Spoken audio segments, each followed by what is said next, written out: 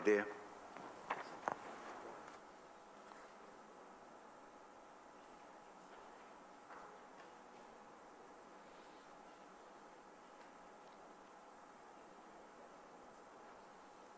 Order 13.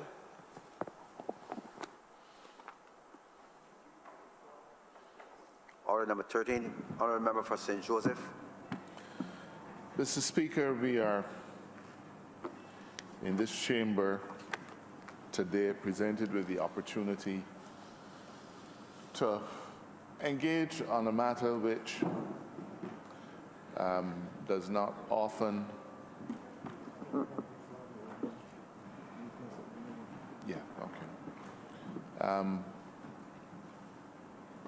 I'm reminded by the clerk, sir, that the bill that was laid has had some slight tweaking done to it, and I'd therefore like to withdraw that previously laid bill and substitute it with a bill which has been circulated by the clerk of Parliament. As you wish. No, I don't have any objection. Members, the member wants to debate the bill that was circulated, previously circulated. All members in favor say aye. Aye. Those against say no. I think the ayes have it. Member, continue. Thank you for my morning humor, Mr. Deputy Speaker. To carry on, sir, we don't often have a chance in this chamber to wade into matters related to religious freedoms. We don't often have the chance in this chamber to wade into matters relating to fundamental human rights as guaranteed by our Constitution and as buttressed by our participation and being a party to numerous international treaties. But today presents us with such an opportunity as we debate this bill dealing with the sacramental use of cannabis in the practice of the Rastafarian faith. Mr. Speaker, there are a number of things that divide Barbadians and will create an argument in a bus stand, in a rum shop, at cricket, and in church and all, sir. Barbadians will argue about cricket, but they will also equally passionately argue about religious matters. But sir, regardless of what your view is on any particular doctrine, regardless of whether you personally accept a particular nuanced argument or might even accept or reject the practice of a particular faith, the one thing that Barbadians acknowledge is that we each have the right to choose and to practice the faith of our choice. The Constitution says so. But I think it is perhaps more ingrained, Mr. Speaker, than an articulation of the freedom of conscience in the highest law of the land. It is ingrained in us because it is part of what Barbadians recognize as fairness and decency. And in that, sir, I believe we are united. We don't have to accept the practices of members of the Muslim faith, but to use a well-known argument, we will fight for their right to practice it. We don't have to accept those who follow the Buddhist religion, but we will fight for their right to practice it. And if there's one thing that Barbados has always been, sir, is a tolerant society, a society that respects freedoms. Now, sir, in the last few months, the question of cannabis has been receiving a lot of public attention. And let me say at the outset, Mr. Speaker, that this administration has never run away from dealing with important things in our society simply because it is being viewed under a microscope. We don't run away from dealing with important things in our society because to do so might be unpopular. We are committed to the cause of justice and fairness and respect for all. And therefore, sir, the logic of that approach means that sometimes you will be dealing with things that will not be met with the widest of acclaim. Now, Mr. Speaker, with that preamble in mind, why are we here today? Let me at the outset remind members of this chamber that the manifesto of the Barbados Labour Party says two things and two things only about cannabis. And those two things, sir, firstly, are that we would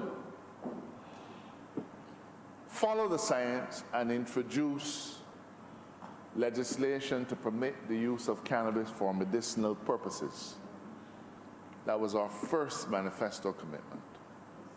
And that commitment, Mr. Speaker, we have honored.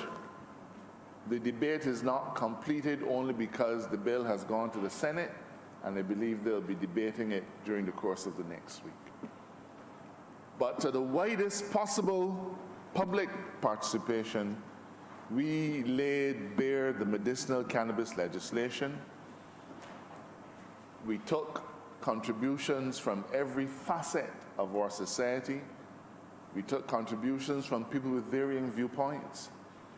But we've honored that commitment, and that bill, as I said, is now in the Senate. The other thing that our manifesto said about cannabis is that in relation to recreational cannabis, we would go to a referendum. Now, sir, it is argued by some that we are being cowardly. Certainly, Jamaica long ago legalized the use of cannabis for recreational purposes. The same thing has been done in Antigua. It has been done in St. Vincent. And it has been done part through political will, but part through a judicial instruction from Mr. Justice Professor Eddie Ventose that they do so. But those territories have passed laws allowing people to use cannabis for recreational purposes. And only yesterday, sir, I believe it was yesterday, the Cabinet of Trinidad and Tobago agreed that legislation allowing Trinidadians to use cannabis for recreational purposes be laid in Parliament. Yesterday. In Barbados, however, we recognize that the issue of cannabis uses for recreational purposes is representative of a completely different approach to how Barbadians see things, and we felt that and we've promised that on all fundamentally different issues, we would go to the people and seek their advice and their fiat. So those are the two things that we said about cannabis in our manifesto. We will adopt use of cannabis for medicinal purposes, one, and that we would go to the public in relation to recreational cannabis. But those two things, sir, represent two different extremes. One is science, and the other is pleasure. But somewhere, perhaps not in the middle, but perhaps at a further extreme, is the use of cannabis for sacramental purposes by members of the Rastafarian faith. Now, sir, I do not believe that at this stage in our development, we should even begin to have any debate as to whether Rastafarianism is a legitimate faith or not. I think that would be an exercise in absurdity. It may not be for me, it may not be for you, but there are millions of people in the Caribbean and beyond who, by their choice, have adopted the faith of Rastafarianism. And while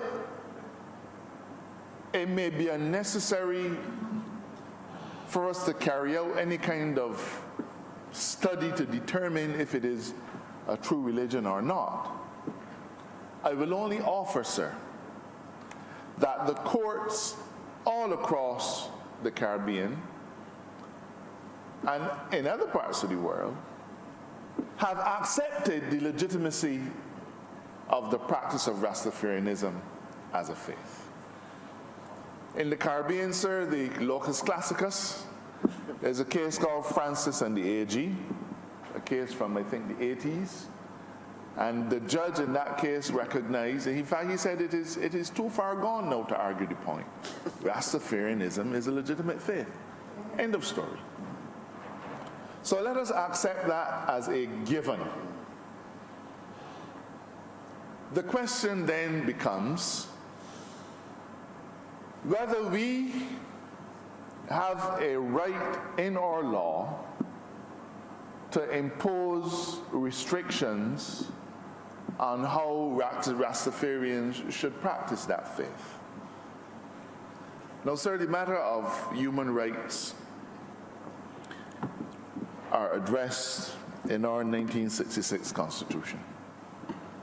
And we have made many amendments to the Constitution over the years, but we've not troubled in any way what we call the fundamental human rights clauses. And Section 19 of our Constitution, sir, and permit me to quote it to the Chamber, Section 19:1, it says this: except with his own consent, no person shall be hindered in the enjoyment of his freedom of conscience. And for the purpose of this section, the said freedom includes freedom of thought and of religion, freedom to change his religion or belief, and freedom either alone or in community with others, and both in public and in private to manifest and propagate his religion or belief in worship, teaching, practice, and observance. So our Constitution guarantees individuals the freedom of conscience, and it goes on to say that enshrined in that freedom of conscience is a freedom of religion, and that the freedom of religion means that you have the right to choose whatever religion you wish, and that you also have the right to manifest that religion through worship, teaching, practice, and observance. Now, sir, there's no doubt that the use of cannabis is an integral part of the practice of Rastafarians in the course of their religion. And if there was any doubt, sir, on the highest authority in the region of academic works on cannabis is the Caribbean, the report of the CARICOM Regional Commission on Marijuana published in 2018. And in that report, Mr. Speaker, Mr. Deputy Speaker, the writers spoke extensively on the matter of the use of cannabis for religious purposes and acknowledged upfront that cannabis is an integral part of the practice of the Rastafarian faith. And if I can quote, sir, at page 19, the authors of this report say, cannabis is integral to this religion's identity, and the prohibition of its use constitutes an extreme invasion on their right to freedom of religion. Now, sir, all of these things are perhaps to state the obvious. But if we state the obvious, then we are in an impossible position. And that impossible position, sir, would be where we as a parliament, we as a country proclaim the right of an individual to practice his faith while permitting laws to exist which at the same time restrict that person's faith. Now, sir, there is no doubt that the enjoyment of any constitutional right is limited, sir, is limited in the Constitution itself, in the sense that you cannot enjoy your constitutional rights to the detriment of somebody else. That is a wonderful essay in constitutional theory, but I believe, sir, that it is common sense. You have certain rights, but so long as your rights do not impact negatively on other members of the society or on the society as a whole. And that is in itself is enshrined in our Constitution. It's a perfectly legitimate limitation. But that, sir, notwithstanding, we are in a position where we have to decide whether we, in accepting the rights of that community to practice its faith, are willing to allow other laws to stand which restrict unreasonably those rights. Now, Mr. Speaker, I said our manifesto spoke about two things in cannabis. One is medicinal cannabis, and the other is recreational. We didn't say anything about Sacramento. It wasn't covered at all. So Sacramento then was outside of what we committed to in our manifesto. But the burden of government requires that you act. And even where your manifesto is silent, even where you may not have previously considered a particular viewpoint, a particular stance, there's a time when you have to act. And during the course of the hearings of the Select Committee, members of the Rastafarian faith in that committee made a fervent plea for this government to address the prejudice that exists in our law in relation to the practice of their religion.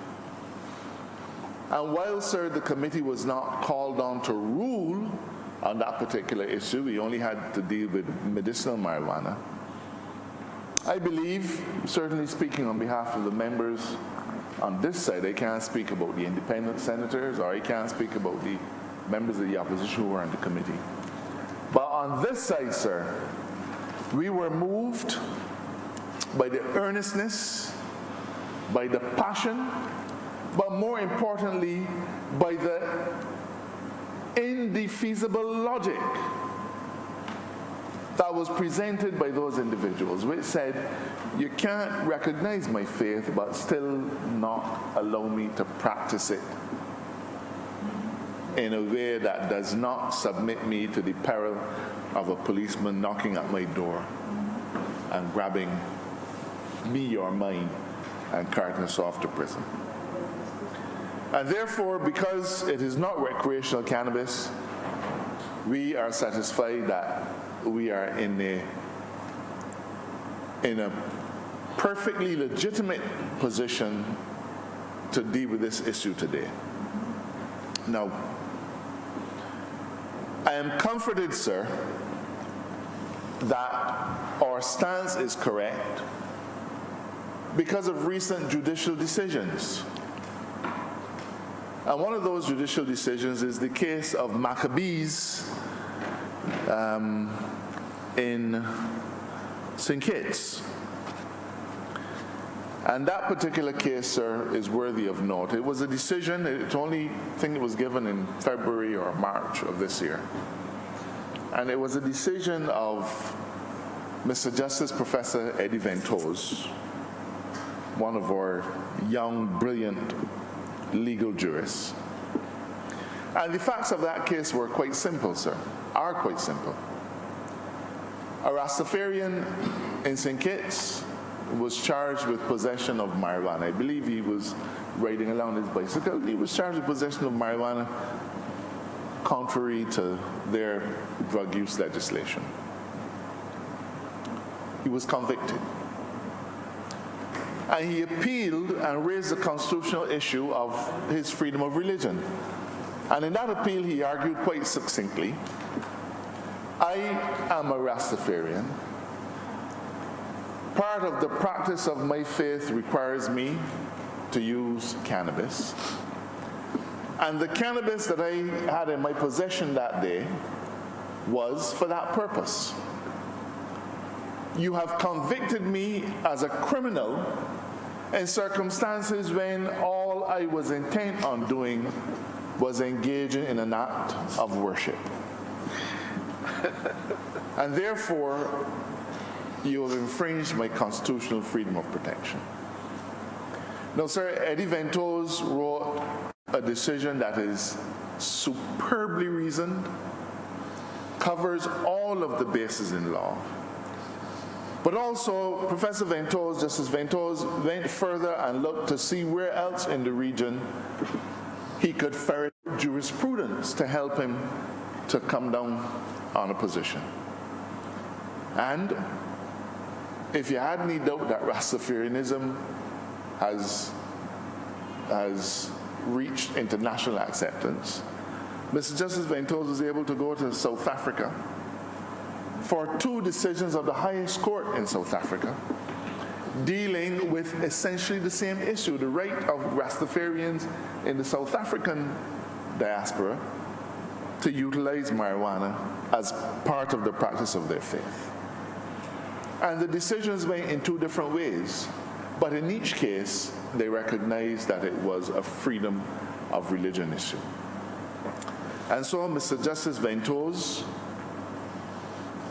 accepted the arguments of the particular claimant and ruled that the Kittian legislation, which made it a criminal offense to be in the possession of marijuana, insofar as that claimant was concerned, was an infringement of his constitutional right.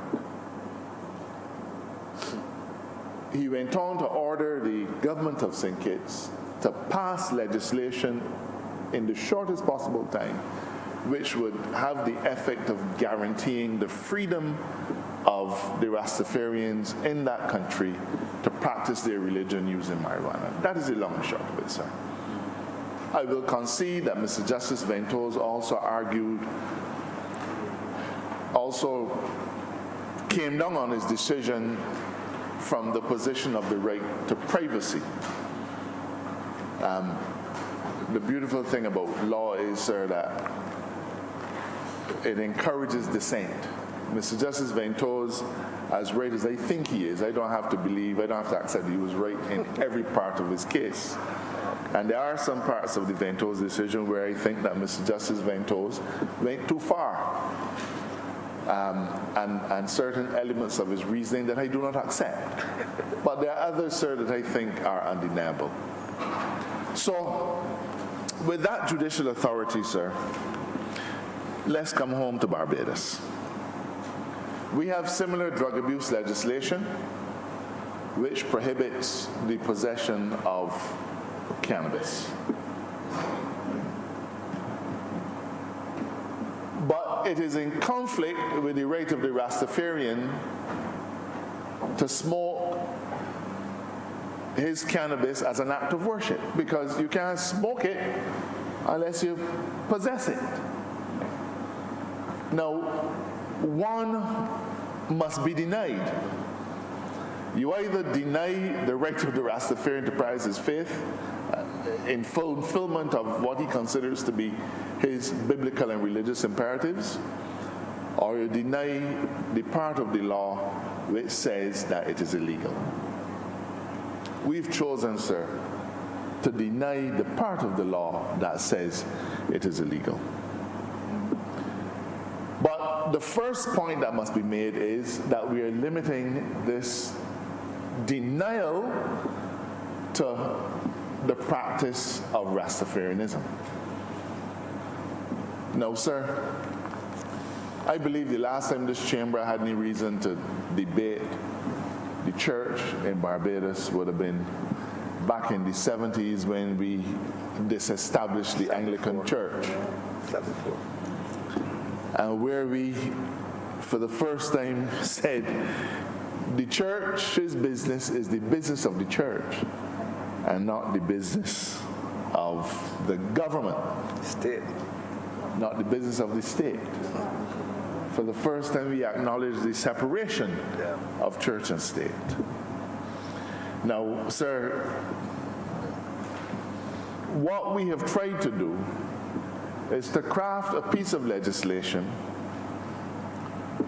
laid before this chamber today, which is intended, sir, to give the adherents to the Rastafarian faith the protection of the law, so that if for the purposes of the practice of their faith in their churches, they're in possession and using cannabis, then the provisions of the drug abuse legislation do not apply. Now, this is no simple matter, Mr. Speaker, but a government cannot run from complex things.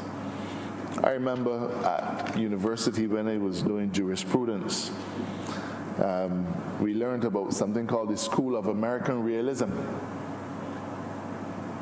And the proponents of the School of American Realism said that the law and the courts are about a simple mission, and that is, how do you achieve the ends that you require with a minimum of friction and waste?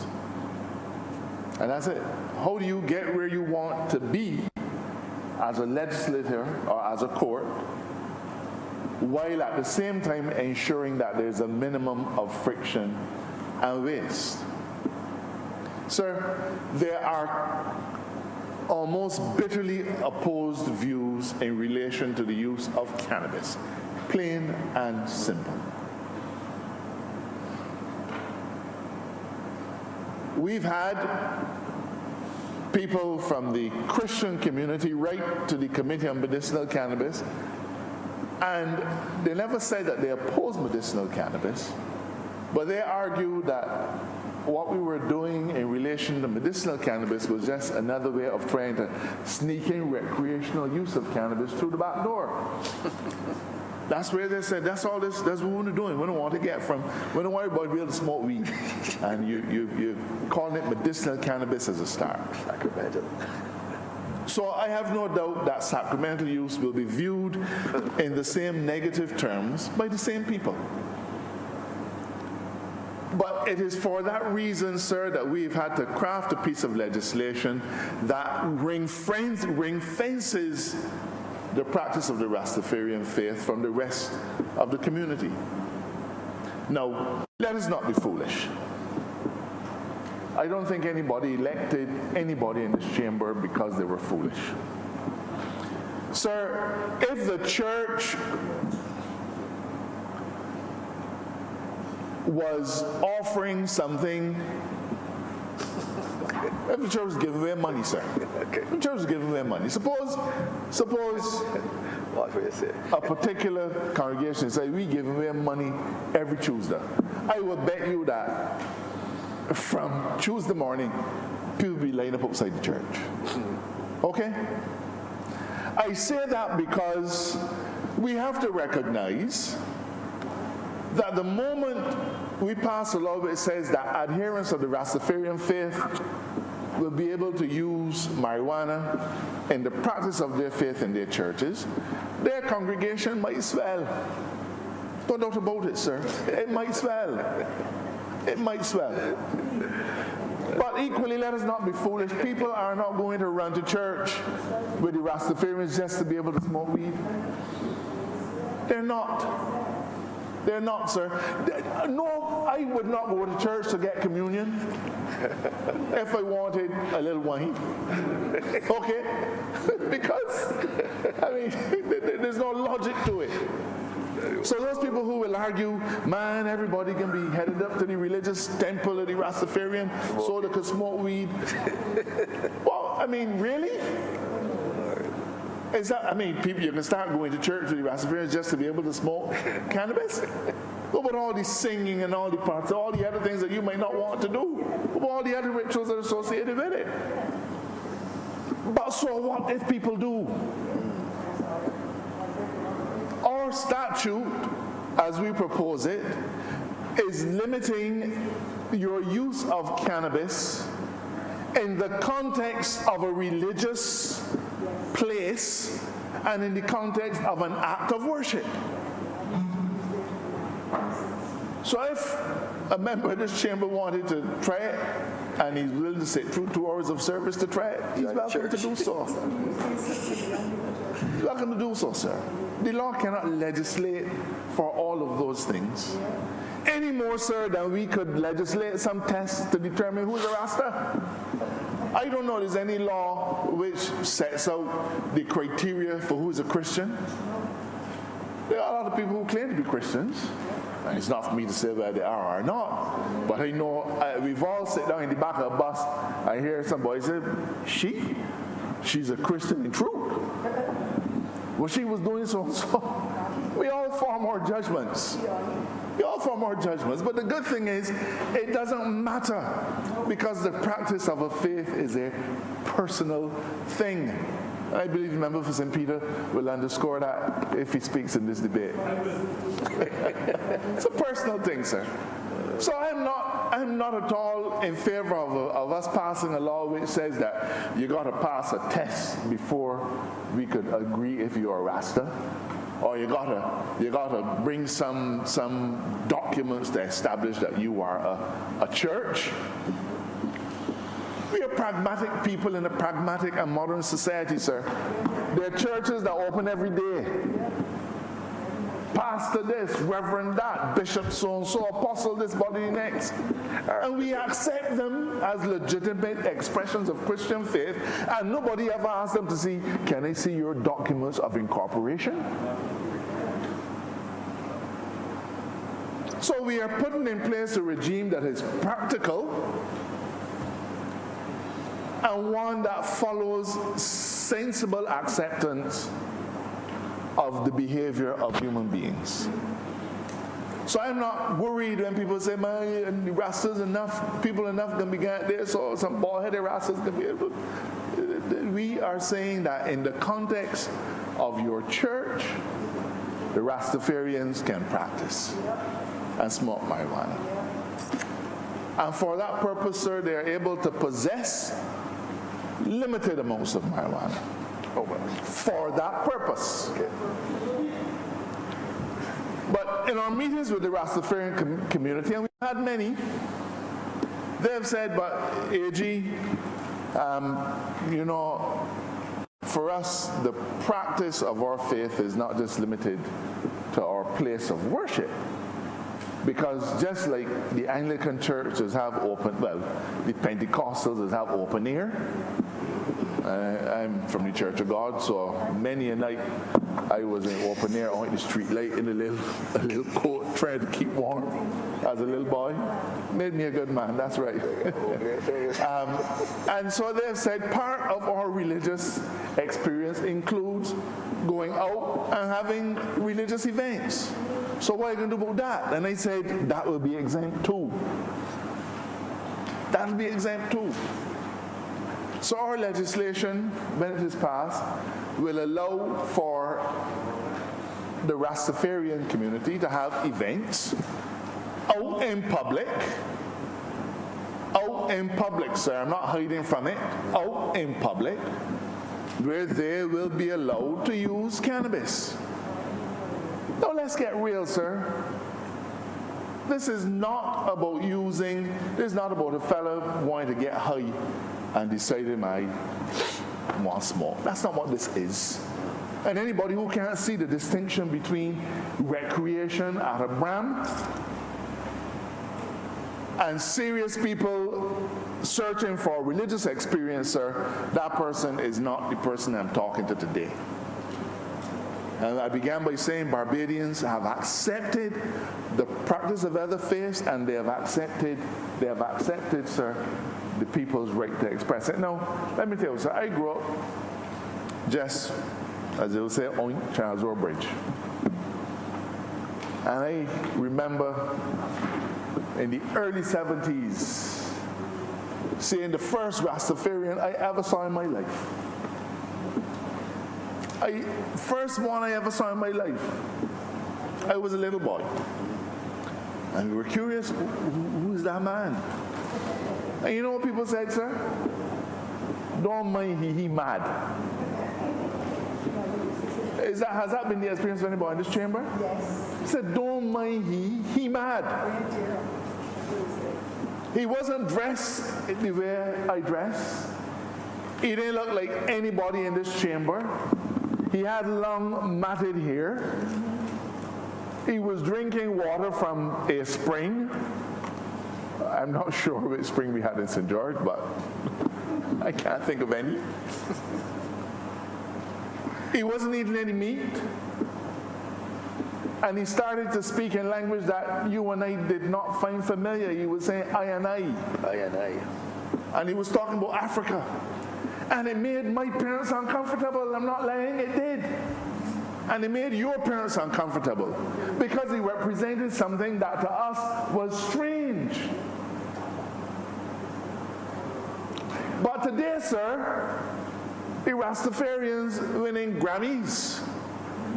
They're scientists at the University of the West Indies. They are members of this chamber. But 40 years ago, sir, we thought that they were mad. We've come a long way, but we haven't come far enough. And that's what being here today is about. Being here today represents an act, not of penitence, not of regret. You know, sir, I believe we had cases in Barbados where the courts ordered that the prison could not cut the locks of Rastafarians. Because as soon as you get into dogs, they pull out the machine or the scissors and you ball. And the Rastafarian said, no, sir, my locks are part of my religious experience. You can't cut them. Can't cut them in schools. So we have grudgingly accepted, and I say grudgingly because that's the truth. We have grudgingly accepted them, have accepted the exponents of the Rastafarian faith. But the time has come when this chamber has to stand up on the very constitution that is the bedrock for what is right and just in a modern Barbados. And one of the Minister for Maritime and the Blue Economy, sir, he doesn't know that I listen to him often. I pretend I don't listen to him, because I don't want his head to swell. But you know, in this chamber a few weeks ago, he quoted Frantz Fanon. I know that he Googled it only minutes before, so he probably does not. He probably doesn't remember it. He's a student. He doesn't remember it. He's a student of political. But I commend him for having accidentally come across Frantz Fanon. But he's a student of And I commend him, sir, for being perspicacious enough to have picked out, if only one morsel of Frantz Fanon's teaching. They said what? That every generation must discover his mission. Out of relative obscurity, he must either fulfill it or betray it, sir. Either fulfill it or betray it. Now, sir, I grew up in the Pentecost Church of God. Salter St. George. Salter St. George, you know it well. And we'd be beating our cymbals and thing. And you know, sir, there were people in the high church, because we all know the Anglican church was called the high church. And in Charles Road, in St. George, sir, we below Charles Road Bridge, and the Anglican church up top on the glebe. And you know, sir, there were people who went to the high church on Sundays who came down and looked in at these mad people in the Church of God, beating them cymbals and jumping up and so on and so on and so on. All right? But it gets worse, sir. Because you see, in the Church of God, we didn't used to gain the Spirit. And we would walk up the road from the Church of God that the high church was looking down on, and we would see the other church them gain the Spirit, and we would say, well, they're mad. Oh, we didn't used to gain Spirit. Them to gain Spirit. So as far as we were concerned, they're mad. Sir, there's some built-in prejudices in our society that date back hundreds of years.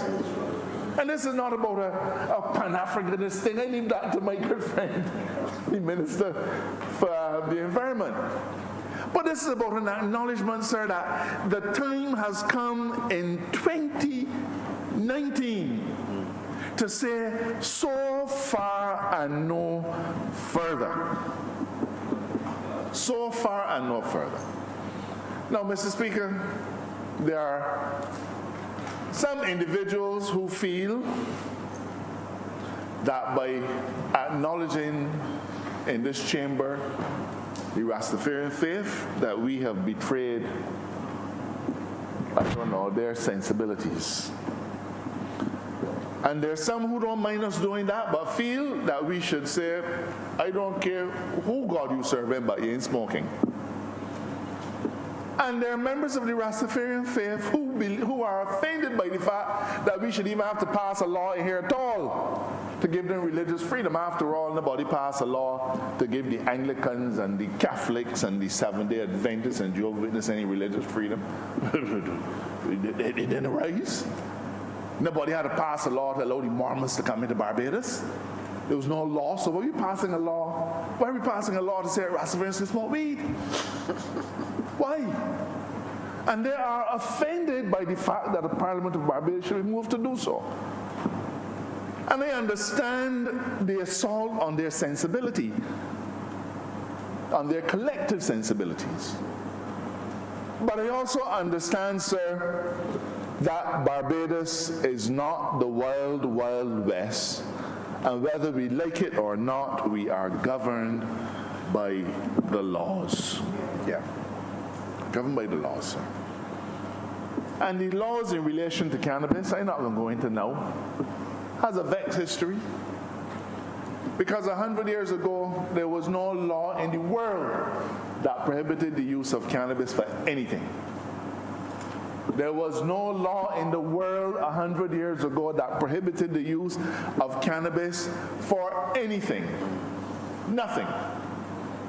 But then suddenly, a law came up.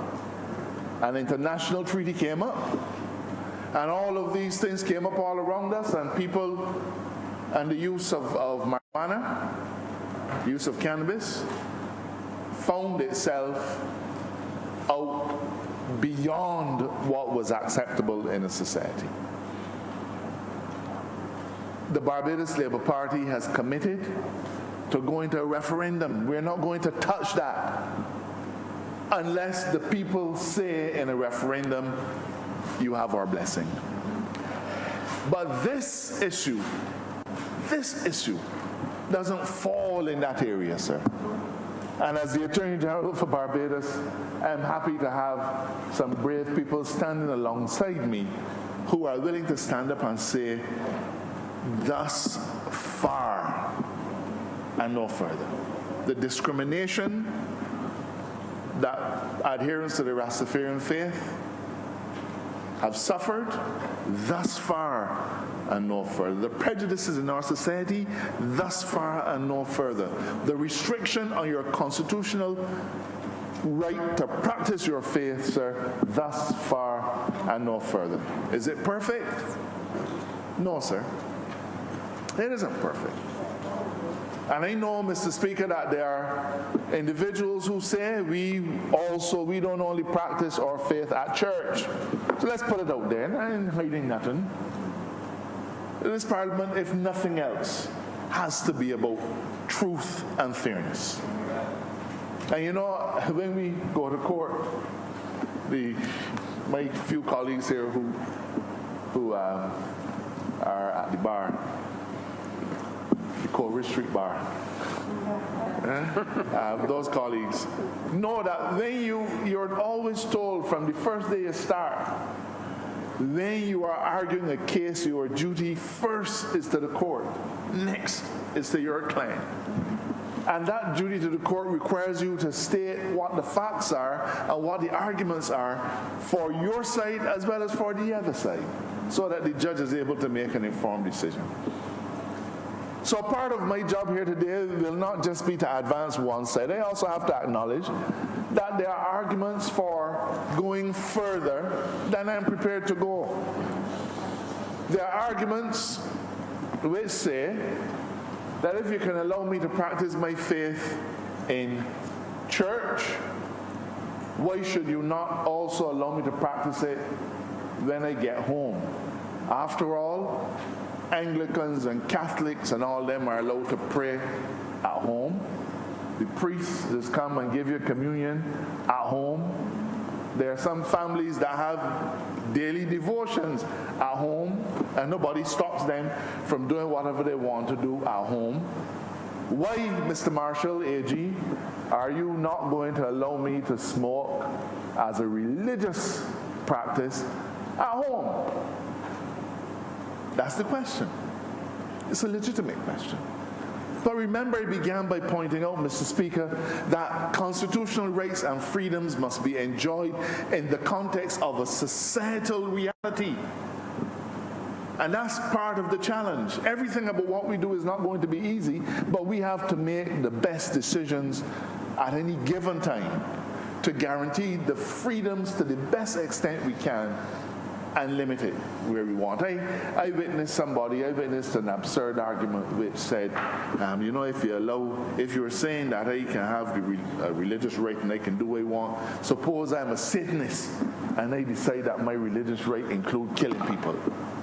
I can sacrifice a human being. You know, somebody very kindly pointed out, well, you know, that sacrifice is also called murder. So if you do it, you can get charged with murder. But the point is, sir, that the exercise of your freedom is not total. And we have then to put our law in context. I'm prepared to accept that anybody should be able to go to a Rastafarian temple and they let them in. Well, they let sinners in church all the time. Nobody don't stop sinners and say, come church. In fact, if you had the sinners, you wouldn't need church. You wouldn't, listen, you all may come. Only may you follow. But the point is, sir, that we've had to make a judgment call. Are we able to say to the society that we will allow Rastafarians to carry the smoking of marijuana into their homes? Now that's what being in politics is. That's what being in government is. You have to make hard decisions sometimes. You see, Mr. Speaker, fundamental to our approach is that we do not want to have any registry of Rastafarians.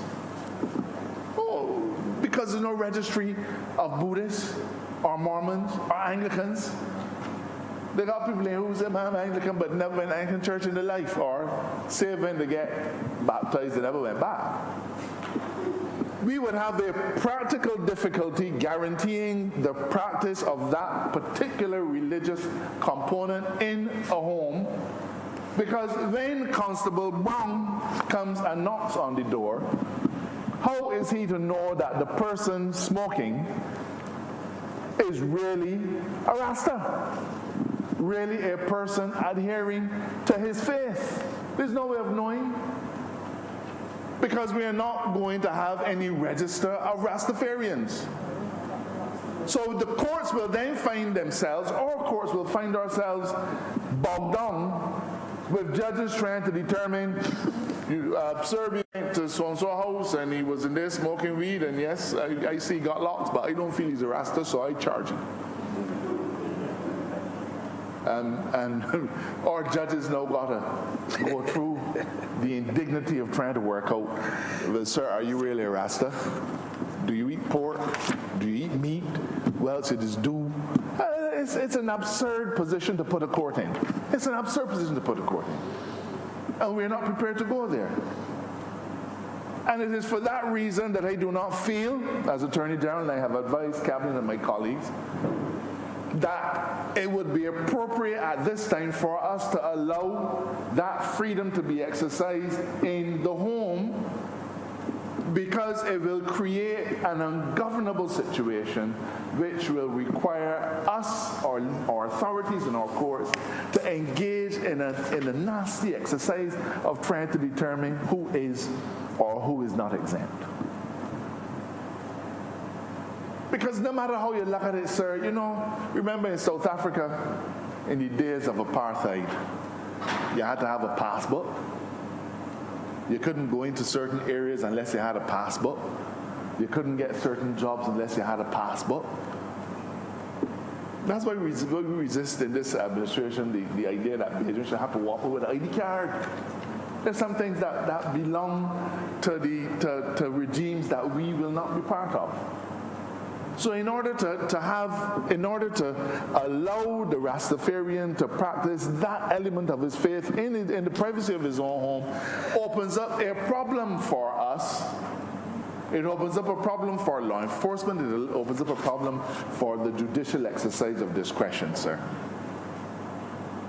And we would end up now having to have people get passbooks. So, sir, a person may argue, AG, you have not gone as far as we feel you should go. And I accept that criticism, sir. But I also am accountable to this chamber and to this country for how we enforce our laws. And it is a significantly different thing for people who are gathered together as a congregation to enjoy a right without putting a court or judicial system into the outward position of trying to determine what it is that they're doing, as compared to an individual who in the privacy of his own home wants to do his thing, sir. So, what do we have? Let me build this. I'm just going to take the chamber briefly through some of the provisions. Now, the regime is one where, and we've tried to keep it simple, again, because we're mindful, sir, that, we don't do these things in relation to any other church. And there's no reason why we should act towards the Rastafarian faith in a way that we don't in relation to other churches. So the first thing is that a church, the leader of the church, whether you call them priest, priestess, pastor, doesn't matter to us. You can call them chairman. The law is blind and deaf in that regard. But every congregation must have some kind of structure, and therefore we begin by saying that in order to benefit from this exemption, you have to apply for it. Because we cannot have an environment where there's no certainty. So, I know it galls some Rastafarians that they should have to apply for something, but I still have to protect them from the harshness of our Drug Abuse Act. So a person, it is provided in this act, who is responsible for a particular place of worship can apply to the minister for the grant of a sacramental use permit. Now let me say, sir, that in this regard we are not novel, because this is the approach that is used in other territories. You have to find a way to get where you need to be, and this is the mechanism that we've adopted. So the person who is in charge of a particular congregation will apply to the Attorney General for a permit. The form is simple. We are not asking for a list of your membership, but we do ask that you give us information which allows us to establish at least that you're a group. So we say, in the form, give us the names of 5 people who are also in your thing. There's a risk that somebody will come and say, I am a church, and I apply. Well, this is not about creating a police state. This is about protecting religious freedom. So the person in charge of the congregation will apply for an exemption for that particular place of worship. Now, it's funny how snobbish we are. The churchgoers among us somehow feel that Rastafarians don't have churches too. I don't know, they must be thinking that they practice the faith. I don't know. They're no different to the rest of us, and they have congregations just like everybody else. They may sing a bit different, they may use a lot of drums, but even the Catholic Church now beginning to use a lot of drums, and that's a good thing. So you have the concept of a place of worship, and again I say, we didn't come up with this. We didn't boil a kettle of a pot of water and throw in things and just come up in the fumes. We met with the Rastafarian communities, and this is the approach. They don't all like it, they don't all want it, but the outline of it, they have found acceptable to them. So the leader of the congregation will apply for the exemption. There are no fees. It would be unconscionable for us to charge fees for people to practice faith. Now, that is different to a liquor license. You get fees for that. But not for this. So there's no fee, sir. You apply on a simple form, complete the form, it's very simple, and you will get the exemption. So what it means is, sir, that for that place of worship, and sir, we're not trying to determine if it should be big or small, if it should be a house or a backyard, because nobody says that in relation to any other religious faith in this country. So we're not doing it for the Rastafarians either. So you just satisfy us that you have a congregation and you apply for an exemption for that specific place. Now, what's the logic of it, sir? Well, it is accepted across the Caribbean where they have allowed sacramental use that you can't tell people that you could use it, but then ask yourself, don't ask yourself the logical question is, where you can get it from? You can use it, but you got to go down through some back alley and buy it from a drug lord. I mean, where's the logic in that? In Antigua and St. Vincent and St. Kitts, they're allowed to grow it for their own use. So we have gone there too. And we are permitting each congregation to grow a quantity sufficient for their use. Now, sir, we had this thing. In Jamaica, each person can grow 5 plants. In Antigua, I think, each person can grow 3 plants. And there's that famous reggae song where the singer said, well, if that's what you want, I can grow 5, my wife can grow 5, my son can grow 5, my daughter can grow 5, my cousin, we can grow 5. Everybody can grow 5. So we recognize, sir, that we can be saying now to people, you now got to work out the size of your congregation and multiply it by a number. Let me say 5. So we will now be saying, so if your congregation is 100 people, your congregation will grow 500 cannabis plants. It's absurd. Absurd. What we've said is that in the precincts, in the curtilage of your church, you are going to be allowed to grow cannabis for your use in the church. How is that offensive? We've said in this bill that you must screen it. You must screen it and you must protect it. So you can't just go and plant it in the front garden bed. Because I still have to remember that we have other laws that we have to satisfy. We have other laws that we have to satisfy. So there are other realities that are taken into account.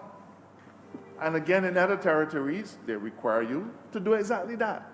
So you have to screen it, and you have to fence it in.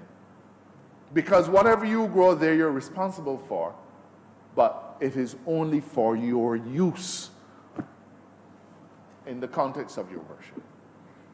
So we go on to say, sir, that whatever cannabis you grow on the premises for your use in your worship, it cannot be sold. If you sell it, you commit a criminal offense. Because we're not about empowering that. We say you can have your religious experience, but you can't grow it and sell it. You can't grow it and decide, boy, we had a bumper crop this Sunday, so we can, try and make a little sign on the side, sir. No, that's not what we're into. Not what we're into. You grow it, you're responsible for it, and it is for your use as sacrament in the church. So this statute specifically prohibits any commercial utilization of the cannabis that you grow. Plain and simple. Plain and simple, sir. Of course, we still have to be practical. We have to inspect the premises. And again, I say that we're not looking to see if you got a big tabernacle like the one on Q Road or a bank hall or anything. So the point is, though, that you must have a premises. There must be somewhere. And in addition to that, we're saying in our bill that you can't grow cannabis within 600 meters of a school. So we have to be able to satisfy ourselves. Just a little thunder and lightning, Mr. Speaker. I don't think is God frowning on what we're doing today. If you were reading, I'm not. We have the goodly bishop here to help us pray.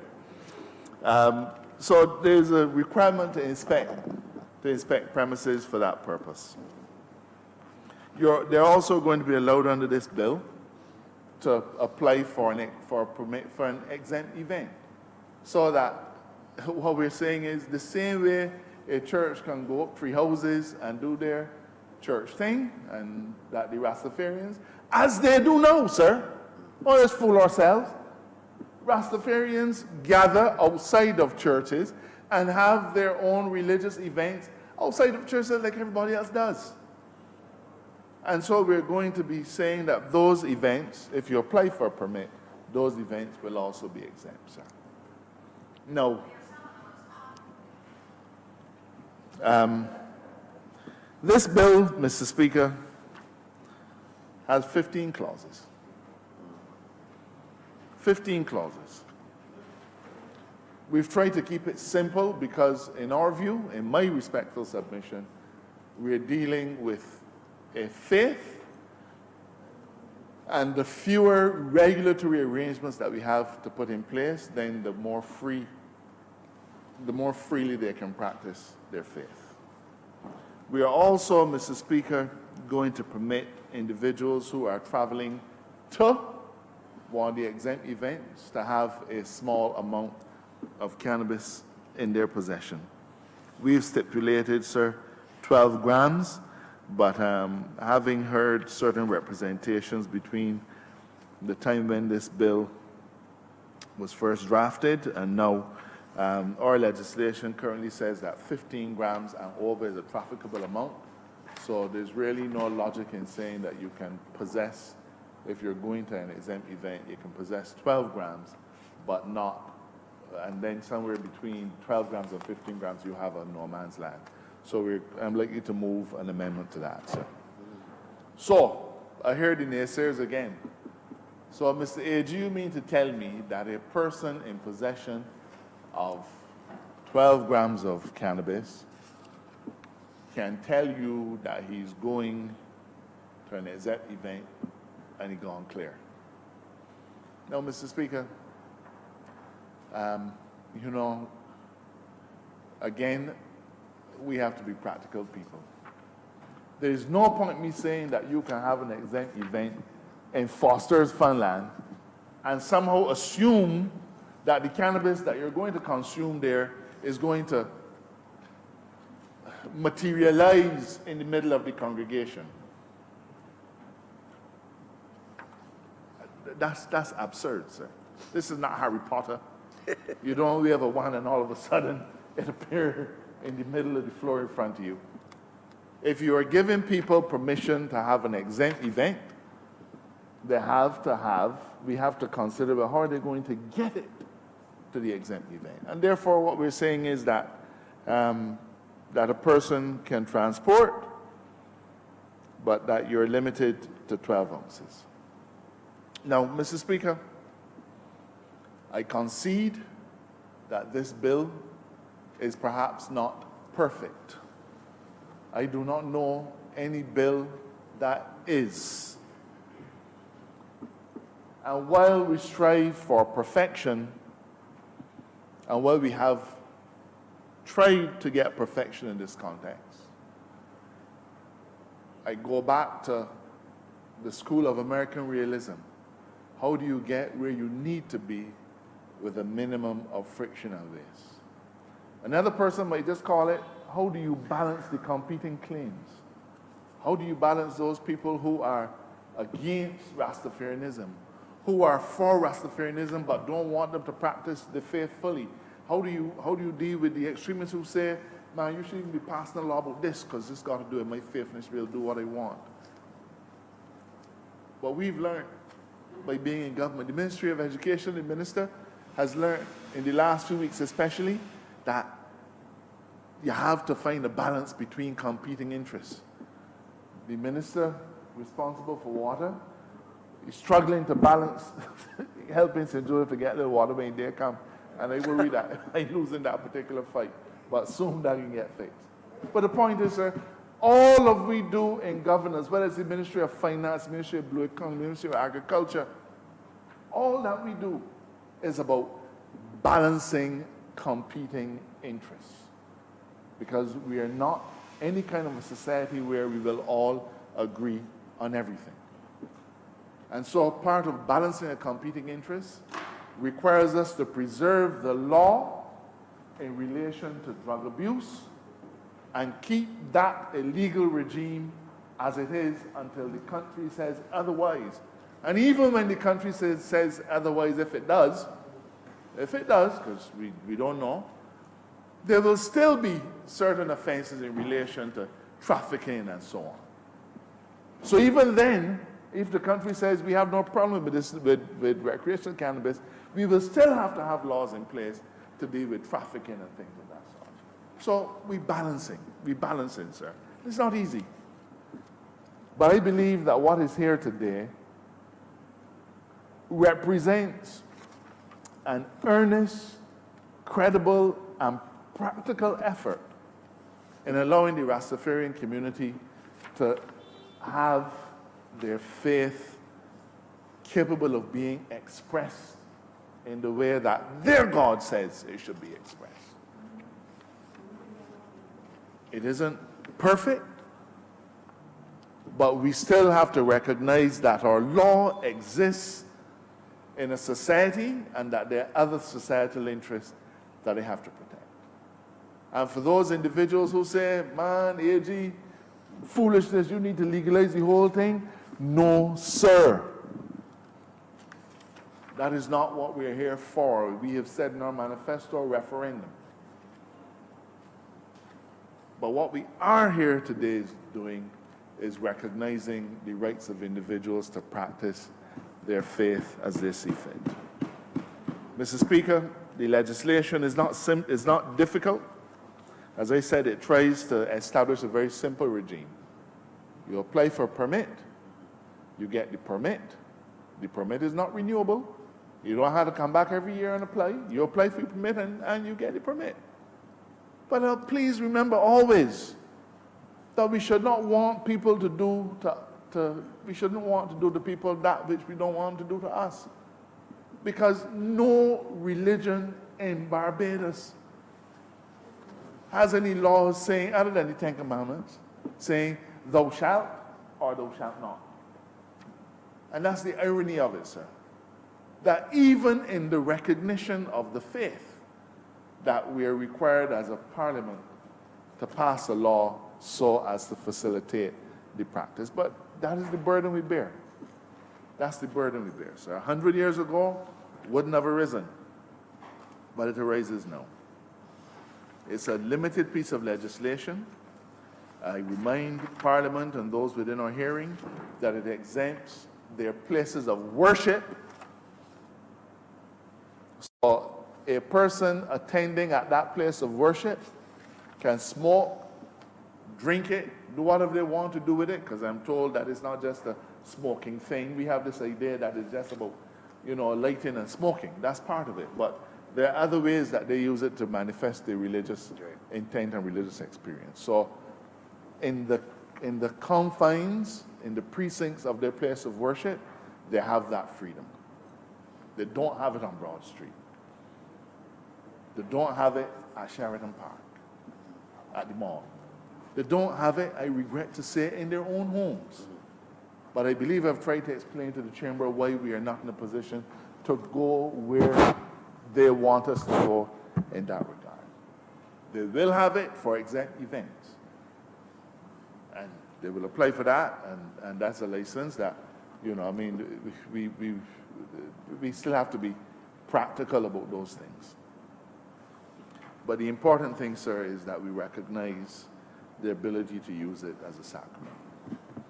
And so, sir, I don't know that I could usefully add more.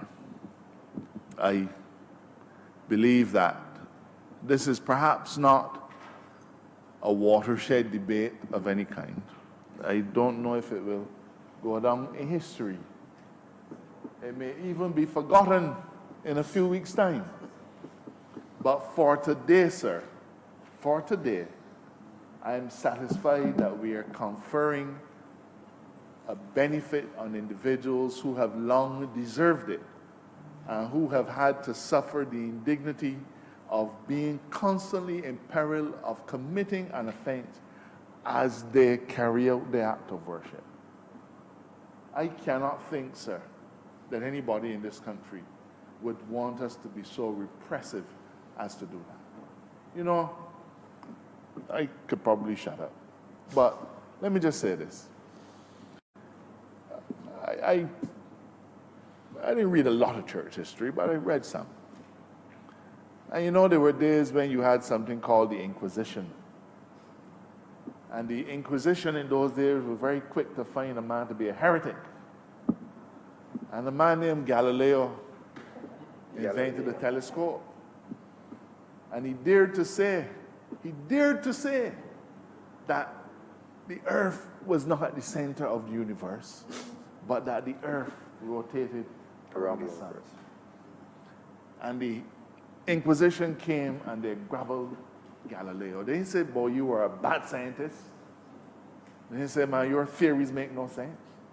They said to Galileo, you are challenging God and my understanding of God, and you are a heretic and can be put to death. That's what happened to Galileo. And then, of course, sir, you had Martin Luther, who dared to feel that the practice of his faith was a matter for him and should not be determined by any church hierarchy. And they call him a heretic too, and he may even have perished with his life. He perished. Sir, there are countless examples of people who have had to practice their faith in the shadows because the rest of us felt that what they were doing was unacceptable. And people had to cower if they hear a sound because it could be the Inquisition coming. And until we pass this act, sir, there will be people legitimately practicing their faith, and I've met them, sir. They're brighter than me. They're not mad people. Some of them brighter than all of us in here put together. They make a conscientious choice. Nothing about them is criminal. But they have to practice their faith, cowering, sir, for fear that they hear a knock on the door and some policeman come to grab them. Because that is what the law says is the consequence of what they're doing, sir. Today, sir, as Attorney General and leading this debate on behalf of the front bench, on behalf of the Parliament, we say thus far and no further, and I'm obliged to you for your patience. Very great presentation, scholarly. The member for St. James. Sorry, I beg to move that this bill be read a second time. Yeah, you're obliged. The member for St. James Central. Mr. Deputy Speaker, sir, I rise and first of all would want to congratulate the learned Attorney General for his competent piloting of the piece of legislation which is now before the House. The Honourable Attorney General, sir, perhaps ended on the note where I had estimated he would begin, because this is really the crux of the issue. There has been a historical tendency across the annals of human history, sir, where we have in society sought to discriminate against groups and subcultures, to alienate, to repress the thinking, the emerging trends of new analysis of society, emerging trends of thought. And that approach towards suppression, sir, has, within the context of religion, which, again, throughout the annals of human history, has always been with us. Someone said that it is the opiate of the people. Someone said that. But, sir, the reality is that in many ways, human history reflects what really has been a trend towards persecution. And religious persecution, the type to which the Attorney General referred to in the closing stages of his speech, is really a reality that has stayed with us across the passage of time. And though it has differed from place to place in terms of its severity, sir, the reality is that that which we are dealing with today is, in a sense, an effort to bring some degree of closure to a form of persecution that has taken place right here in Barbados. Law, sir, is intimately connected to society, and society changes faster than the law does, and it is necessary sometimes for the law to try to keep pace. And indeed, I think the Attorney General rooted much of his speech within the context of the American School of Realism. That philosophical position, jurisprudentially, sir, reflects that type of thinking, and I cannot but agree with it. I perhaps personally tend to be a little bit more dialectical in my own view of life, and I see this not only, sir, in the context of that which the Attorney General would have spoken to us about within the context of justice and fairness and so on, but the reality is, Mr. Speaker, sir, that, Mr. Deputy Speaker, sir, we are talking about a larger social challenge. And historically, again, in Barbados, it has been part of that dialectical evolution in our society, that struggle of opposites. Now, we have to be very real about where we are, sir. The debate is also, in a sense, about social justice and empowerment. The Rastafari community, the Rastafari religion, properly so-called, would have been an Abrahamic religion. It would have come about with all the attendant trappings of any religion, sir. But the reality is that it is also a social movement beginning in the ghettos of Jamaica, a social movement, sir, which challenged the existing post-colonial status quo of Jamaican society. and by extension spread its wings across the Caribbean and challenge the status quo of post-colonial Caribbean society, Mr. Speaker, sir.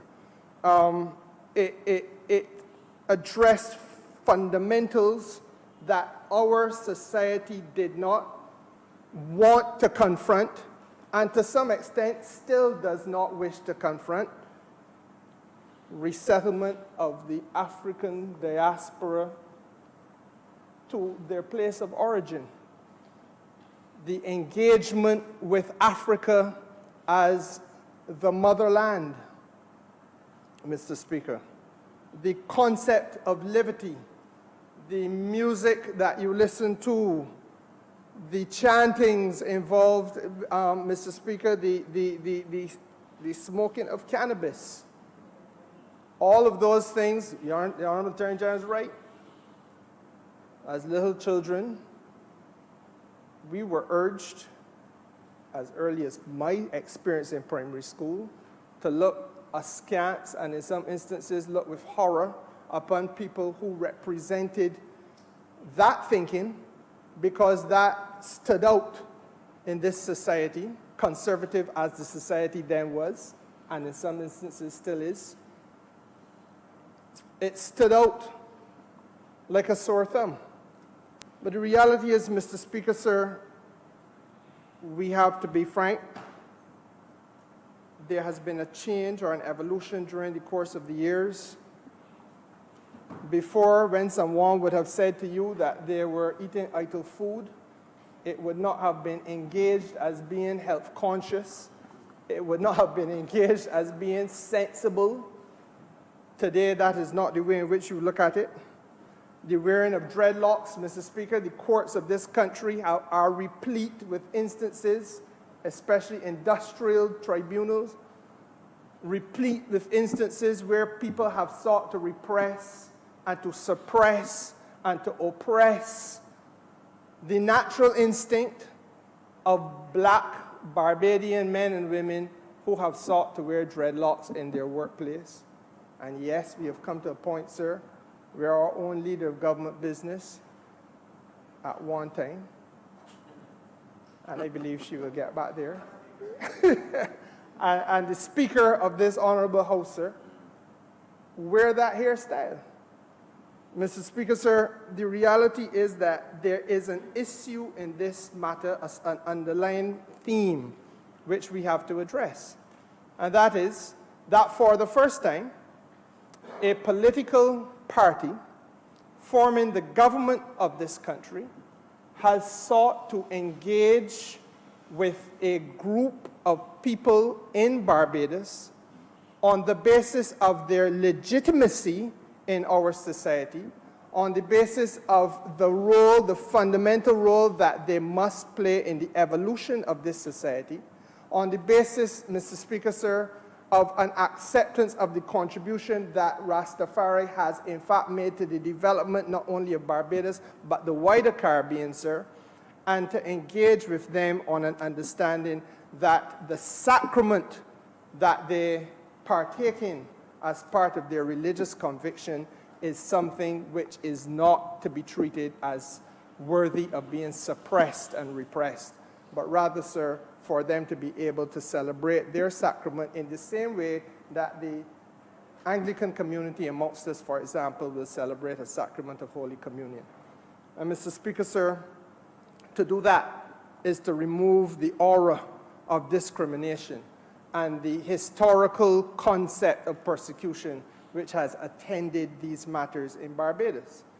But I go back to the underlying subcurrent, subtheme, because this underlying subtheme, sir, is how do we continue to push back the frontiers of oppression in Barbados so that people like those in the Rastafari community, but today we deal with them specifically, those people who are peripheralized in Barbados, those people who are marginalized in Barbados, those people who have contributed in their own way honorably to the evolution of Barbadian society and to Barbadian economy and to Barbadian culture, Mr. Speaker, sir, but are not recognized as having done so, and in fact have been punished for having done so.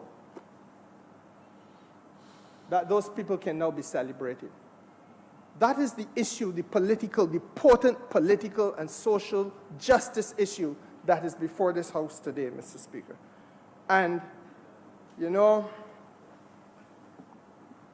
I like to begin, sir, with the literature. Walter Rodney wrote a very famous piece of literature called Groundings with My Brothers. And at page 19 thereof, sir, I'm going to read it with reference to the African state of Burundi. He made the point, sir, that there are men who for months were murdering, raping, pillaging, disrupting economic production, and making a mockery of black life and black society.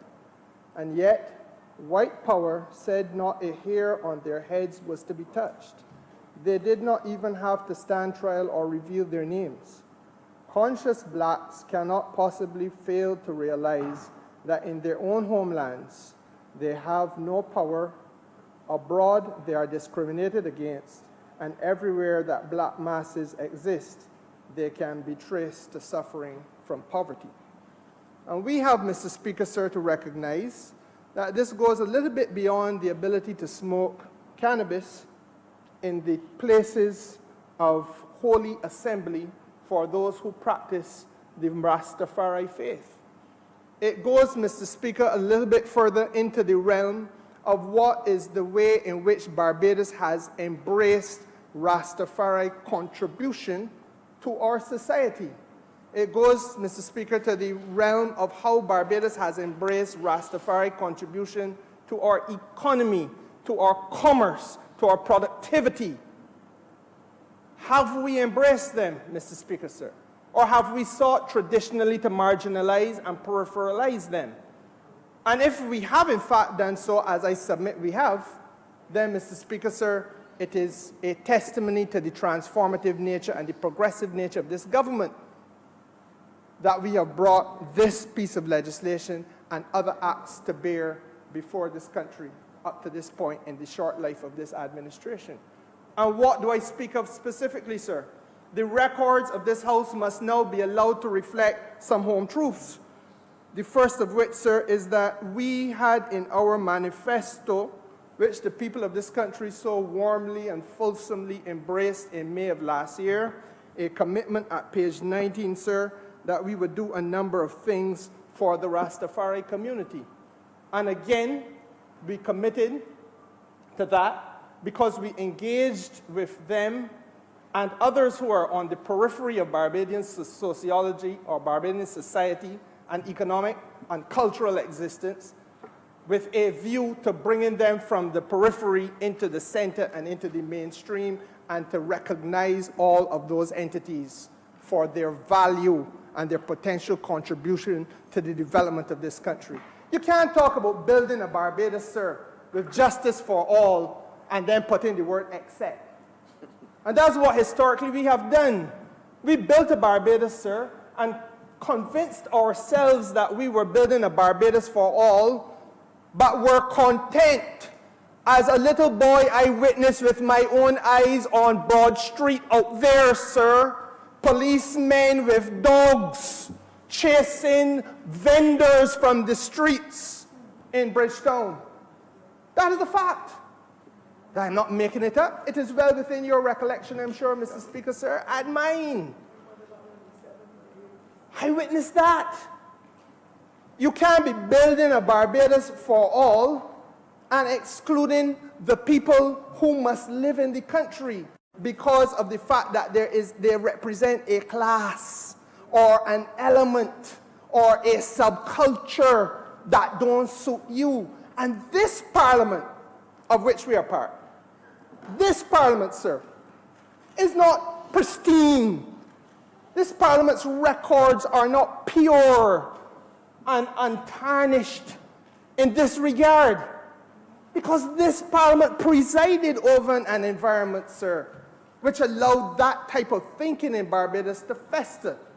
And so therefore, Mr. Speaker, sir, it was this parliament that for many years, repeatedly after the emancipation of black people in this country, facilitated time after time, and one day, if I am, and I pray that I will be in this country and not away on government business or on any other form of business, when the Honourable Member for St. George South, Minister of Commerce, brings the vending legislation, because I want to speak to that. I want to speak to that. Because, Mr. Speaker, sir, the reality is that for hundreds of years, this Parliament of which we are part found it possible to pass law after law and give the laws some of the most offensive names too. Negroes with sore bottoms and all kind of thing, the law was called. Because, Mr. Speaker, sir, it was all created with a view to stifling the entrepreneurial upthrust from the working class base of this society. And, Mr. Speaker, sir, today in 2019, Anno Domini, in the year of our Lord, we are speaking in similar vein, because the Rastafari community represent that working class base in this country. And in large measure, sir, therefore, this is also a discussion about how they must be empowered. I mean, we have now, sir, and we committed in our manifesto to make sure that we would be creating spaces, providing spaces, vendors, malls, and so on, for persons in the community to be able to sell art and craft and other forms of products, sir. I'm pleased to say that in my own ministry, every Friday since March of this year, we have the Festive Friday experience right outside the Pelican Village. And for the first time ever in Barbados, you have a day and night craft market. And for the first time ever in Barbados, we've made sure that the ordinary people of this country are brought face to face with the visitor economy. Yes, to give them a chance, Mr. Speaker, sir, because it cannot only be about the duty-free sector. It cannot only be about the big commercial enterprises across the street in the same broad street. But, Mr. Speaker, sir, it has to be about the ordinary man and woman from our constituency. And yes, those people who come from the places like Temple Yard, where the Rastafari community are doing the leather craft, Mr. Speaker, sir, and making belts and sandals and other things, they must be plugged into the tourist economy. And this regime, Mr. Speaker, sir, is not only going to do it there. Anybody who reads the newspapers in Barbados will see that the Grantley Adams International Airport has put out for a request for expressions of interest, because for the first time, we are in the process, sir, of having kiosks created at the airport so that ordinary Barbadians can become part of the commerce, the revenue earning potential of the airport in the land of their birth.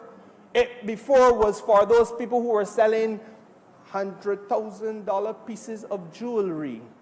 But now it got to be for a fellow who's selling some sandals as well. For it, traditionally, sir, was about those people who selling the brand name liqueur and the brand name perfume and tobacco.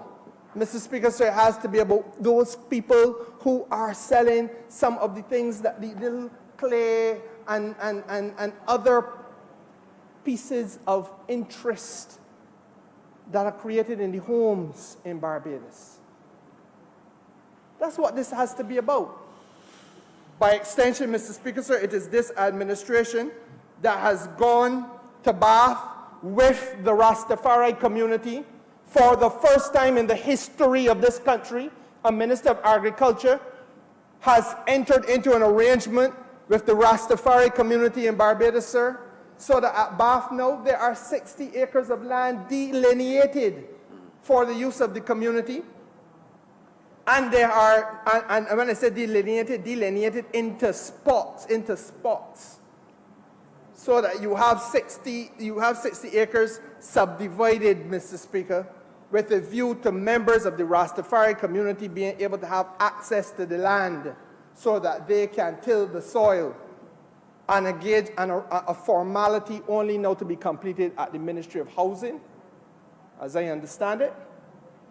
the signature of documents so that this government would have handed to that community, Mr. Speaker, sir, the tools of empowerment. That is what this must be about. It is also about, Mr. Speaker, sir, correcting some of the ills of the past. I made reference just now to Temple Yard. I see in my line of vision the minister responsible for public works. And it is this administration, sir, which has righted the wrongs in Temple Yard. Few in Barbados know, because one of the problems in this country is that we still have the habit of living as though we were in 1800 and somebody, even though we may not identify verbally and openly with the thinking, we act as though we identify with the thinking. And so for many Barbadians, Mr. Speaker, sir, it was easy to visit Bridgetown, but never visit Temple Yard. So they never knew that the Rastafari community in Temple Yard was not only removed from the touristic dollar, but the reality is, Mr. Speaker, sir, there was no running water, there was no light, there was no sanitary or appropriate sanitary facilities, Mr. Speaker, sir.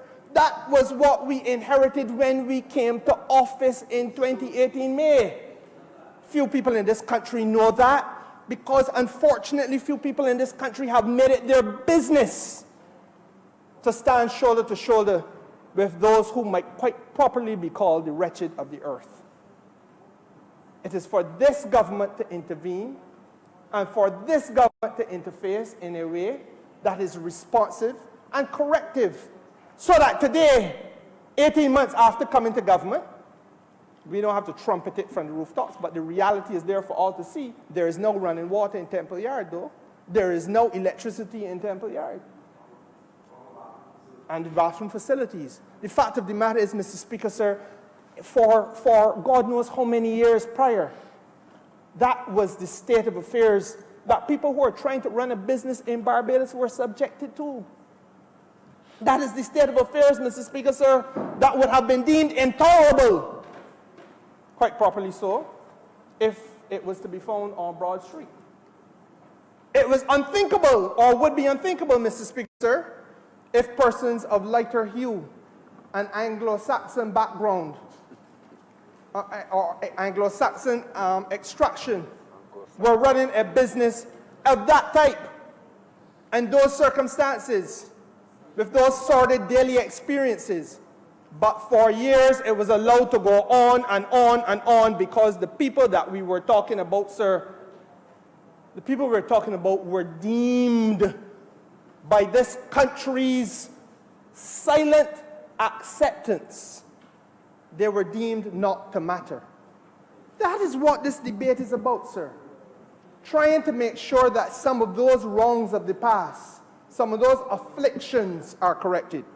And Mr. Speaker, sir, the debate must also be about how this government is the first government in the history of Barbados to so robustly build alliances with the African continent in the way that we are doing now.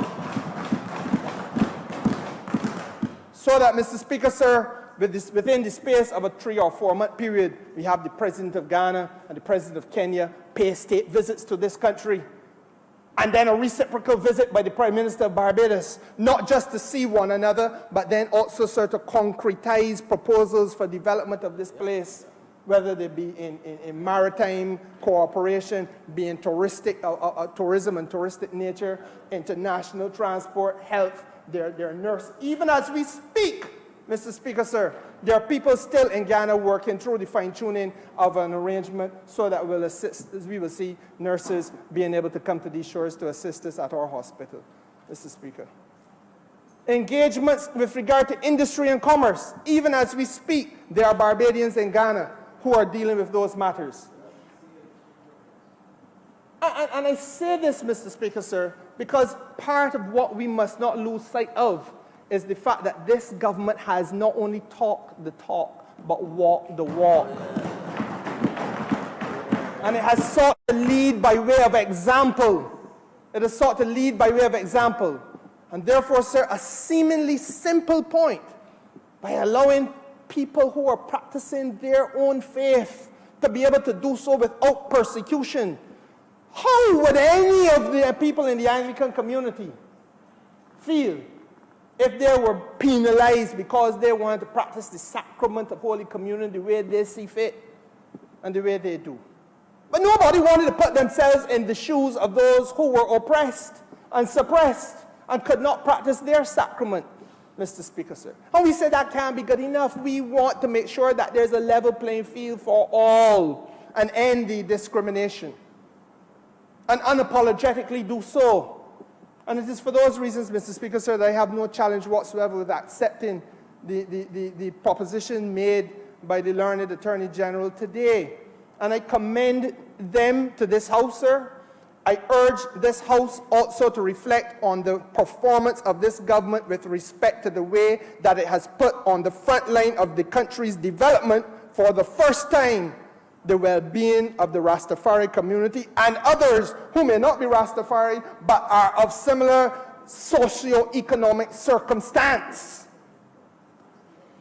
and must therefore be moved from the periphery of Barbadian existence and the margins of Barbadian development and the uttermost, because they treat some people in this place as though they're outcasts, those who are on the outermost boundaries of our society, sir, and bring them to the centerpiece as we are now attempting to do across so many sectors, whether it be in commerce, in tourism, in agriculture, etc.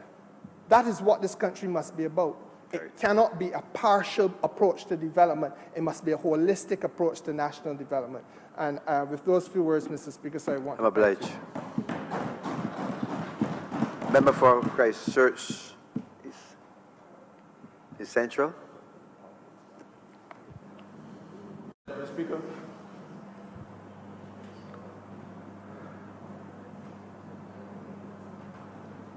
Go ahead. I wish to support this legislation before the chamber this morning wholeheartedly. As I listen to the Honourable Attorney General and the member for St. James Central, I reflected, sir, on a novel by Earl Lovelace, sir, The Wine of Astonishment, which, sir, reflected on the struggles of the spiritual Baptists, sir, in Trinidad, sir, in the 30s, with respect to how that religion, sir, was discriminated against in the context of a colonial West Indies. And so as I listened to the presentation of the debate, sir, I reflected on the fact that we have, as independent countries, continued, sir, with the legacy with respect to how we treat our own people. And I think this piece of legislation, which is consistent, sir, with one, in our manifesto we spoke to creating a new national consciousness, which in a sense, sir, requires each and every one of us as Barbadians to do a little bit of self-introspection, because how we treat our own, sir, is a reflection of whatever society we want to be able to create. And we have, since coming to office, sir, spoken quite clearly about how we are going to get out, sir, out of this hole that we have been placed in. But we want to do so in a manner, sir, that includes every single Barbadian, sir. And this piece of legislation, I believe, is very fundamental. It is perhaps, sir, we've done a lot of work in the last 18 months, but I believe, sir, this piece of legislation speaks to the heart of who we must be, sir, as Barbadians in the 21st century. And the notion, quite frankly, sir, of a society discriminating against its own citizens for any fashion, unless, sir, it is some positive discrimination where persons may be vulnerable, and therefore you seek, through a policy perspective, to be able to empower those persons. However, we have sought, sir, over many years, and certainly with the legacy of colonialism, slavery, and the continued treatment, sir, with respect to our people. And this debate, sir, I think is a very fundamental debate, sir, as to how Barbadians, sir, will not just treat themselves, but essentially, sir, how we will engage the world. There will be times, sir, when certainly in the next few months and years ahead, sir, that we will have to pause as members of Parliament, pause as representatives of the people, sir, and ask ourselves why we were sent here. And I believe, sir, that as we engage our constituents and the country, sir, that we must remind people that development, sir, is never a static thing. You must always be looking for opportunities, sir, and for ways to ensure that the society, sir, that you're seeking to create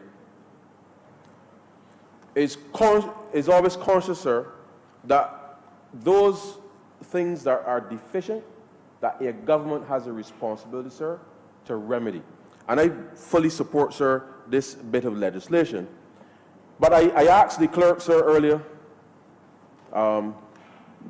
to present me a copy of the census, because the Honourable Attorney General raised a very interesting point about the fact that the society of which we are all a part, we don't ask people to register with respect to their faith or any such thing with respect to their practice. So I want to get a sense, sir, in terms of what the census says about the population as it relates to religious identification. And as I look through the 2010 census, sir, it is instructive, and that's why I started with... What number? 20? 2010, sir.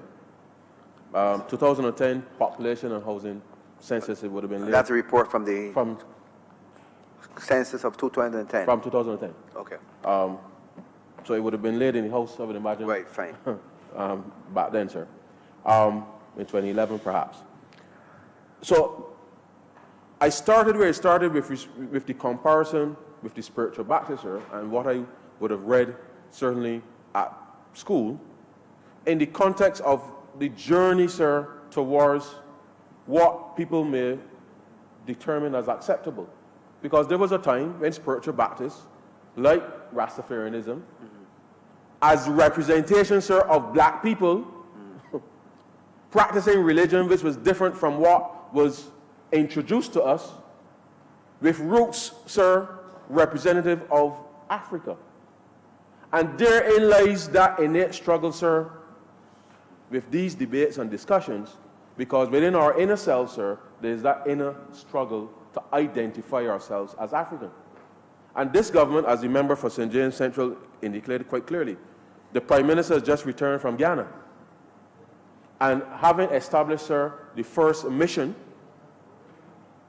on the African continent, sir, we have committed to re-engaging the world, sir, in a substantive way, because we recognize that from whence we came, sir, others, as they look on with respect to the development opportunities taking place in Africa, and I made this point before, sir, that we too must ensure that we are on the continent, engaging actively, sir, so that whether it is the Rastafarians, sir, that identify themselves in the census, and next year, sir, there will be a census, and we will see what the data says with respect to how religious attitudes are shifting in the country. But the reality is, sir, all of us have to engage.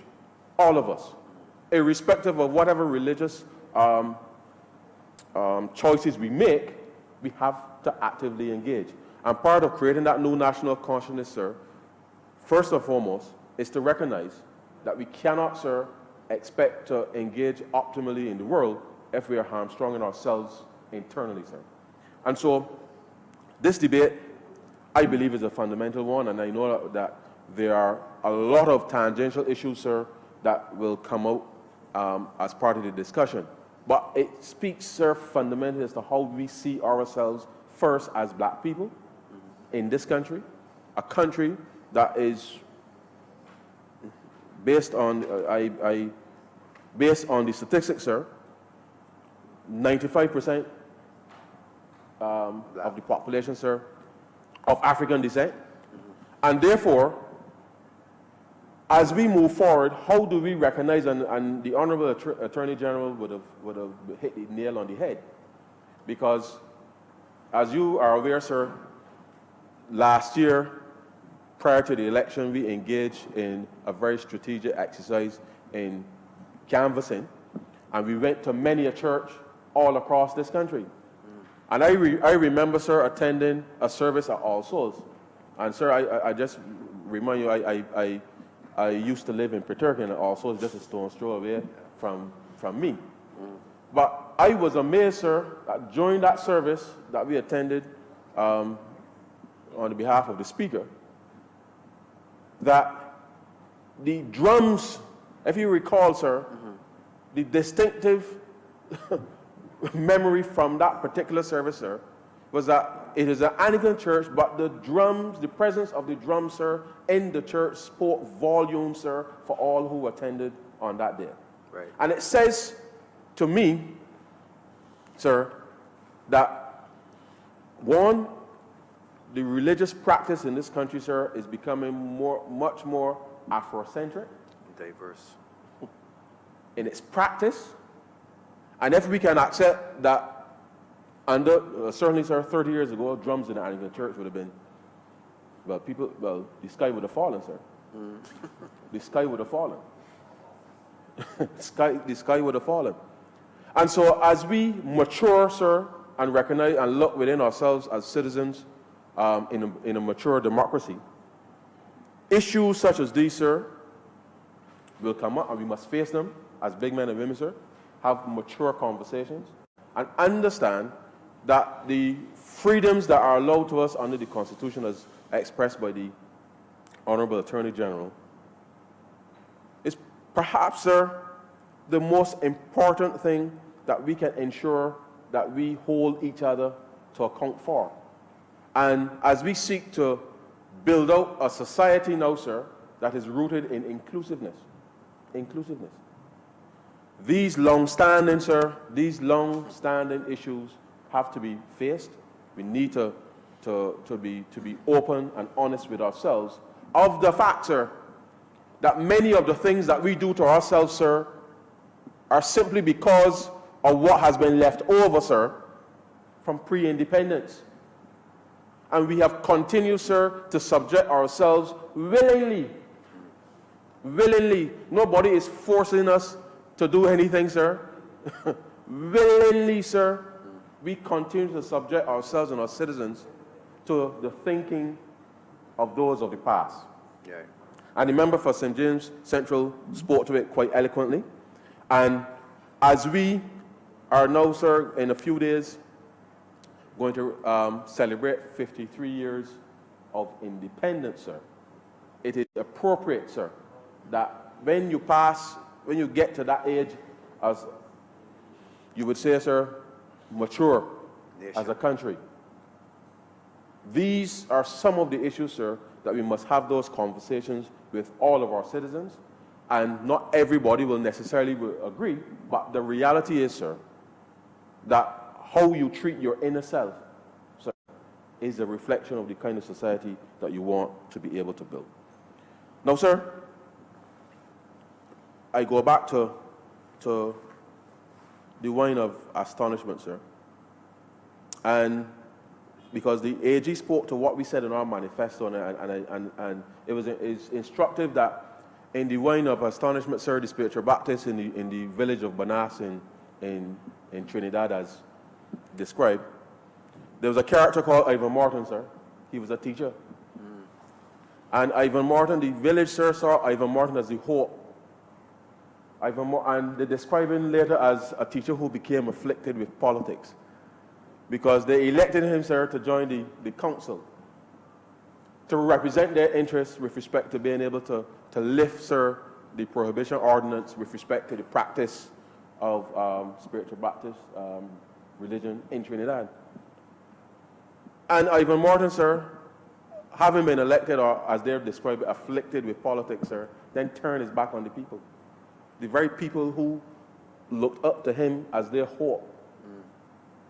But the AG spoke to the fact that we, in our manifesto, we said two things: medicinal cannabis, and the referendum with respect to recreational. So when the AG asserted, sir, that during the course of the discussion under in Joint Select Committee with respect to the medicinal cannabis, that this issue came in essentially, sir, to the fore. It is instructive, sir, that as politicians in this chamber, we recognize a legitimate, sir, concern of a segment of our society. And the Honourable Attorney General, because, sir, whilst the term we are all honourable in this place, the reality, sir, is that the Honourable Attorney General, recognizing, sir, coming out of that discussion, that there was a legitimate concern from a segment of our society, sir, sought to recognize it for what it is, brought the policy paper to the Cabinet of Barbados to make a decision, sir, to ensure that we can now come to this chamber, sir, to rid, sir, a segment of our society who is as respectable, sir, as any other religion in this country, and to ensure that these persons, sir, these Barbadians, can go about the practice of their faith, sir, without feeling as if they are less than worthy to God. And I believe, sir, that unlike Ivan Martin, the Honourable Attorney General, sir, was honourable in his act because he immediately recognized a legitimate concern and allowed the government and this Parliament to be here today, sir, to right what certainly has been a long-standing wrong with respect to the practice. I share the view that the concern expressed that it is perhaps offensive that we even need to have a debate, but the reality is, sir, it is what it is. And we have come here to do that which no other government has done in the past. And in creating a new national consciousness, sir, for our people, as politicians, as leaders, sir, when we recognize that there's a wrong being committed, sir, it is our duty, our responsibility to come to this place, sir, and create the appropriate framework to allow persons who have been discriminated against to no longer be capable of doing that. And the state, sir, has that ultimate responsibility. And I'm absolutely proud, sir, to be part of a government who we have been accused of a lot of things, sir. And as I've said to you, sir, on many occasions, I don't get a chance to speak on a lot of things, social issues, outside of the financial matters. But, sir, these are the things that are important to people. As black people, sir, living in a country trying to find its way in the world, we cannot shackle ourselves, sir. And as we seek to engage actively, sir, with Africa and countries in Africa, we must be comfortable in our own skin, sir, with our own black identity. We must be comfortable in ourselves, sir, with respect to how we are going to project for our young people, sir, a sense that we want you, sir, to be global citizens with Barbadian roots, as the Prime Minister would say, sir, because this is critical now, sir, for us to be able to unlock the true potential of our citizens so that we can look at each other, as Martin Luther King would say, sir, and not judge someone by the color of their skin, but by the content of their character. right? And that, sir, has to be, I believe, the fundamental undertaking for us as we seek to build out a new national consciousness, such that we can truly, sir, unlock the potential of every single Barbadian.